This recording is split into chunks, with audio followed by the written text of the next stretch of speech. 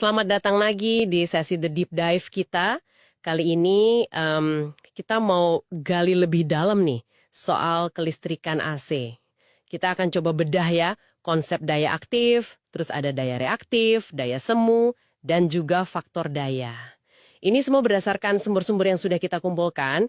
Misinya sih sederhana, biar kita semua paham konsep-konsep ini tuh apa, dan kenapa kok penting banget terutama kalau kita ngomongin soal efisiensi energi. Oke, mari kita bedah ini ya. Jadi dalam sistem AC itu, daya tuh nggak sesimpel itu ternyata.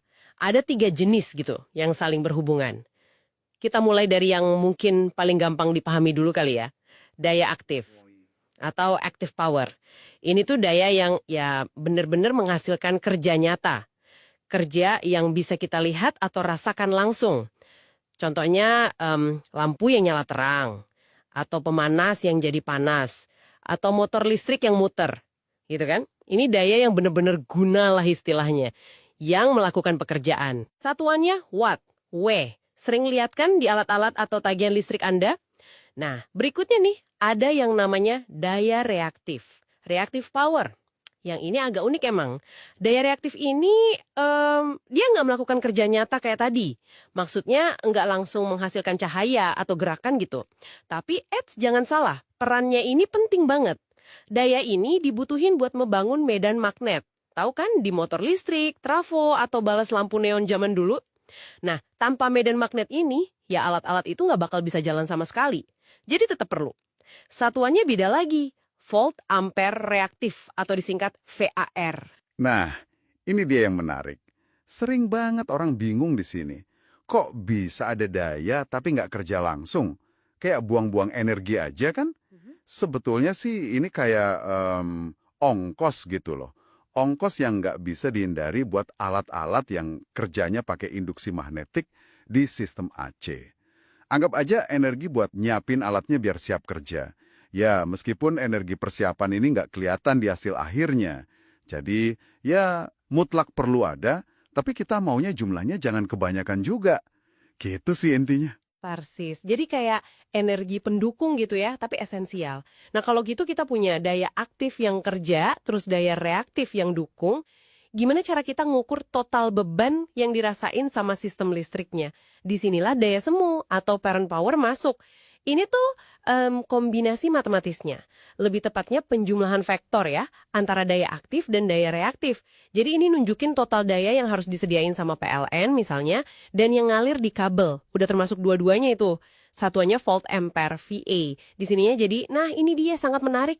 Karena beda antara daya aktif yang beneran kita pakai sama daya semu yang harus disalurin itu membawa kita ke konsep kunci, faktor daya, power factor.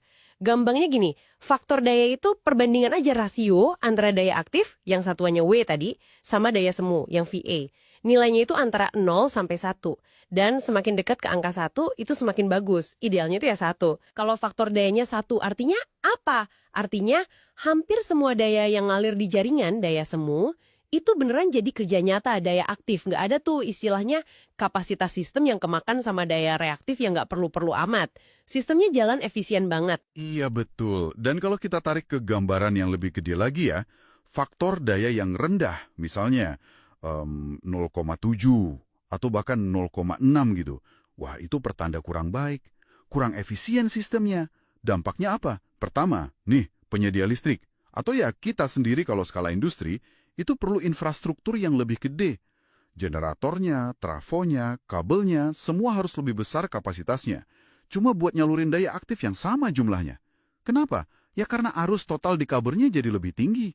Gara-gara ada komponen reaktif yang gede itu. Jadi kayak truk yang isinya banyak gabusnya gitu, bukan barang berharganya. Tetap aja truknya harus gede kan, boros solar. Terus yang kedua, rugi-rugi energi di kabelnya itu loh, jadi naik.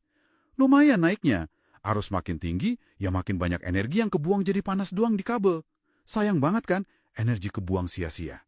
Ketiga, ini bisa bikin tegangan listrik di tempat kita, di ujung pemakaian, jadi turun, voltage drop. Ini bisa ngaruh ke kinerja alat-alat kita juga. Makanya, penting banget jaga faktor daya itu setinggi mungkin.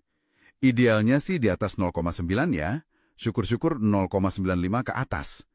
Bukan cuma soal hemat energi, tapi juga soal keekonomisan dan keandalan sistem listriknya, biar kapasitas jaringan kepake optimal gitu. Jadi, intinya apa nih buat Anda semua? Simpelnya gini, penting banget buat kita paham kalau daya di sistem AC itu ada komponen kerja atau aktif dan ada komponen pendukung atau reaktif. Dan perbandingan keduanya, yaitu faktor daya, itu ngaruh banget ke efisiensi sistem secara keseluruhan. Itu kuncinya. Kalau kita bisa kelola faktor daya dengan baik, artinya kita pakai kapasitas listrik lebih pintar, ngurangin pemborosan, ya ujung-ujungnya hemat biaya. Apalagi buat industri ya, sering ada denda loh kalau faktor dayanya jelek, dan pastinya jadi lebih ramah lingkungan juga. Nah, ini jadi nimbulin pertanyaan penting sih buat kita renungkan bersama, mengingat isu efisiensi energi sekarang ini kan lagi penting banget ya. Langkah praktis apa aja sih yang sebenarnya bisa kita ambil? Mungkin kalau di industri jelas ya, ada alat namanya power factor correction. Tapi kalau di level rumah tangga, mungkin secara nggak langsung, misalnya dengan milih alat elektronik yang lebih efisien dari sananya. Gimana caranya kita bisa secara sadar gitu, ngurangin beban daya reaktif yang nggak perlu ini dalam pemakaian listrik kita sehari-hari.